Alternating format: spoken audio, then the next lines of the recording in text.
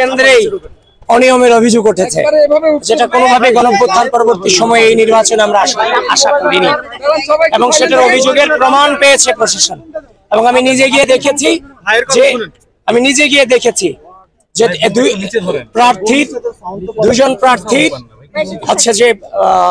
দুজন প্রার্থীর যে নামের পাশে ক্রস চিহ্ন দেওয়া ছিল আগে থেকে, অভিযোগের পর আমি ভিতরে গিয়েছি, সেটা তারা স্বীকারও করে নিয়েছে।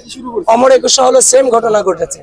এবং এই কেন্দ্রেই এক সহকারী প্রক্টর, তিনি শিবিরের প্যানেলিস্ট দিচ্ছেন, কিন্তু ছাত্র দলের প্যানেলিস্টকে যিনি বিতরণ করছে, আমাদের সে পাঠ্যকর সম্পাদক সুজনাকে, তিনি হুমকি দিয়েছেন তার ছাত্রত্ব নষ্ট করে দেওয়ার। তিনি তো হিংস্র হতে পারেন না। সুতরাং আমরা আনুষ্ঠানিক অভিযোগ করতেছি। মনে রাখবেন, যারা কারচুপি করেছে ইতিমধ্যে অভিযোগ এসেছে।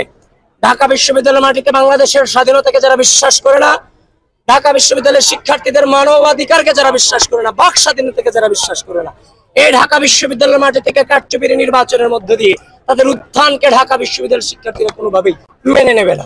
সুতরাং বিশ্ববিদ্যালয় প্রশাসন বলছি, এই কারচুপির এগেইনস্টে দ্রুত ব্যবস্থা গ্রহণ করুন। নির্বাচন